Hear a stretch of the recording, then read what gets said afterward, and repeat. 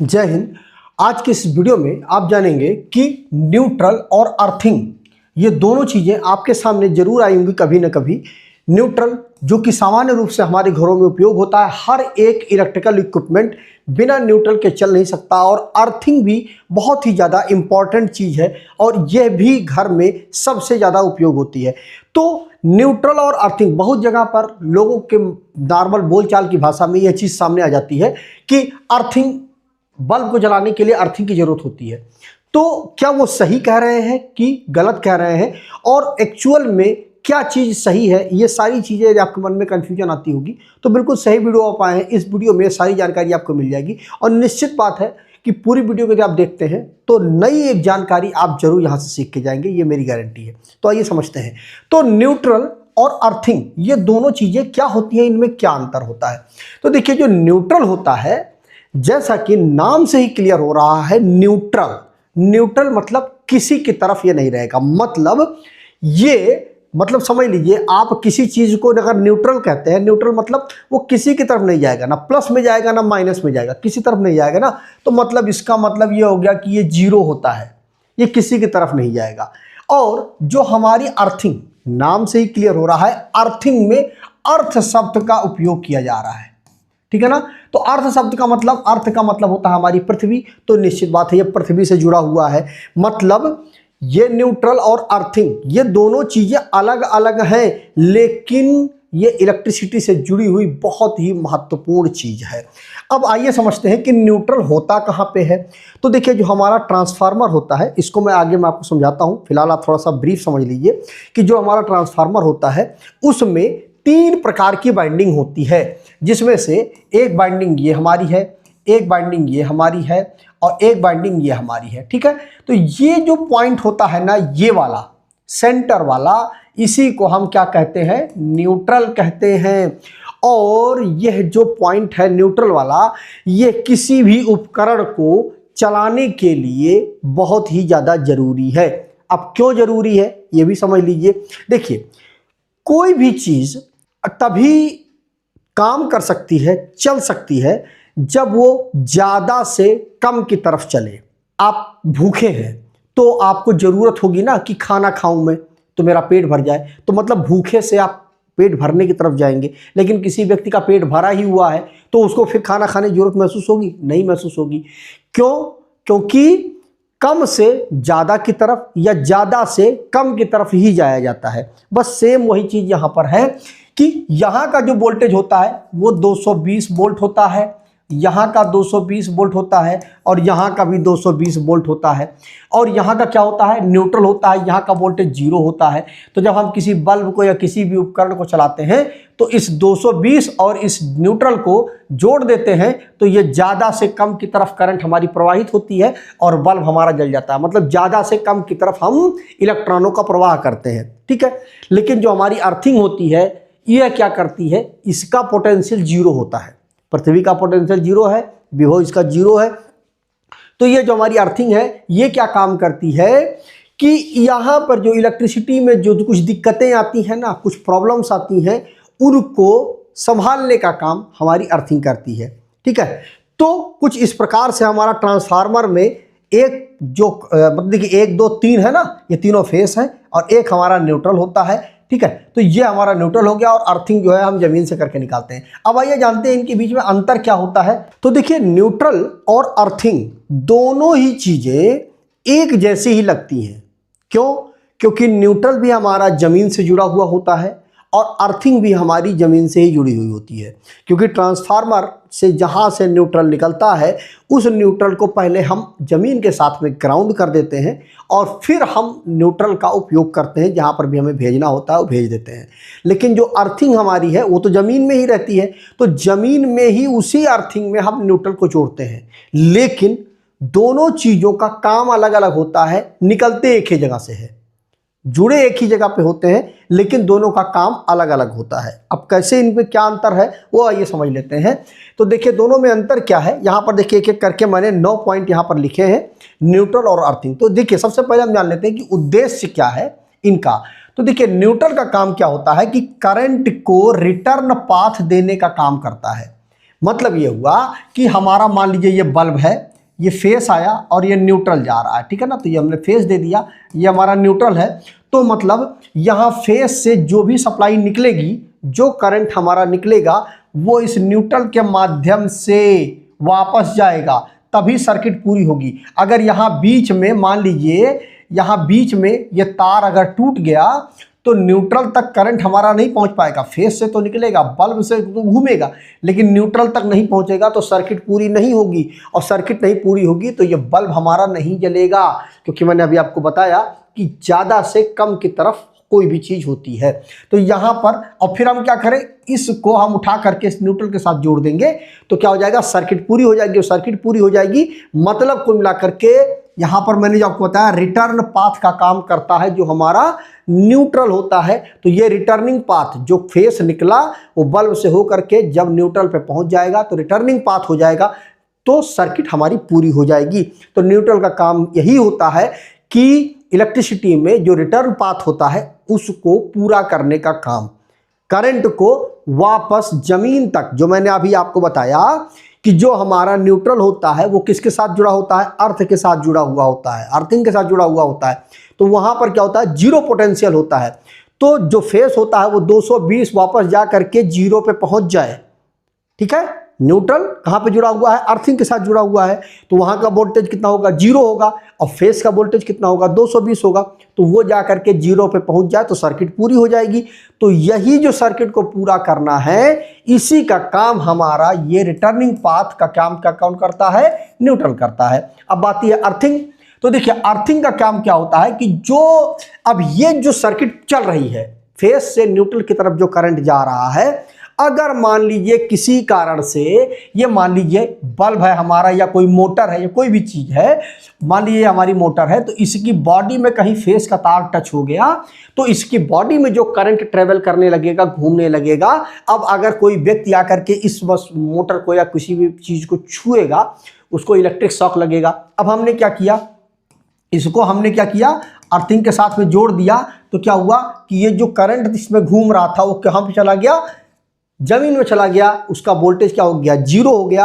अब कोई व्यक्ति यदि उसको छुएगा उपकरण को तो उसे इलेक्ट्रिक शॉक नहीं लगेगा। बस बिजली के झटकों से सुरक्षा, सेफ्टी देने का काम हमारा जो अर्थिंग होती है वो करता है। मतलब अर्थिंग की बॉडी, मतलब मोटर या उपकरण की बॉडी को हमने अर्थिंग के साथ जोड़ दिया तो क्या होगा कि जो भी इलेक्ट्रिसिटी की लीकेज करंट होगी वो जमीन में चली जाएगी और कोई भी व्यक्ति उसे छुएगा तो उसे शॉक नहीं लगेगा। तो उससे सुरक्षा मिल जाएगी बिजली के झटकों से, जो उसे झटका लगने वाला था वो झटका अब उसे नहीं लगेगा। तो अर्थिंग का काम ये होता है। दूसरा कहाँ से आता है वो जान लेते हैं। तो ट्रांसफार्मर से सीधे जुड़ा हुआ होता है। जैसा कि मैंने अभी आपको बताया कि ट्रांसफार्मर में जो 3 कॉइलें होती हैं उसमें से जो उनका जो जंक्शन पॉइंट होता है वो हमारा न्यूट्रल होता है। तो ट्रांसफार्मर से वहीं से हमारा न्यूट्रल निकलता है, सीधे ट्रांसफार्मर से जुड़ा हुआ होता है न्यूट्रल। और अर्थिंग जो होती है वो हमारी अर्थ पिट से जुड़ा हुआ होता है। जो हम जमीन के अंदर गड्ढा खोद करके कोयला नमक वगैरह डाल करके, अर्थिंग प्लेट डाल करके, पाइप डाल करके जो हम बाहर निकालते हैं तार को, वो हमारा अर्थिंग होता है। और वो किससे जुड़ा हुआ होता है, अर्थ पिट होता है, उसको हम अर्थ पिट बोलते हैं।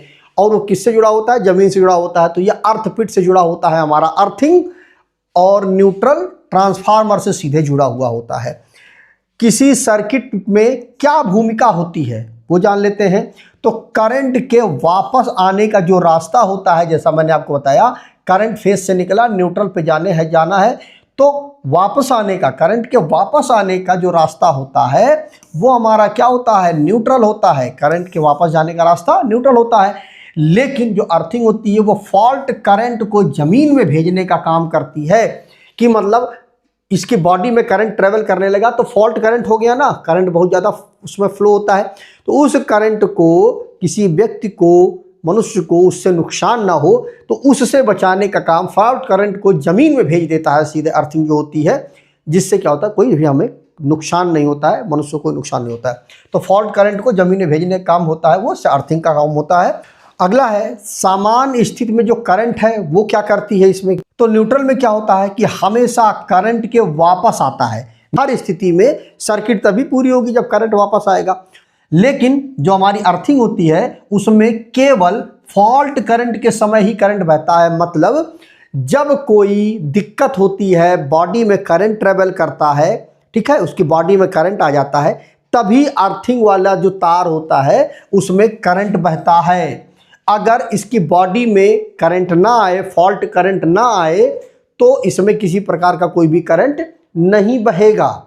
जो हमारी अर्थिंग है केवल फॉल्ट करंट के समय पर ही, जब करंट फॉल्टी होगी तभी उसमें करंट बहेगा। लेकिन न्यूट्रल में हमेशा करंट वापस आता रहेगा जब तक वो चीज चल रही है, उपकरण चल रहा है। ठीक है, अब इसके बाद वोल्टेज की बात आती है।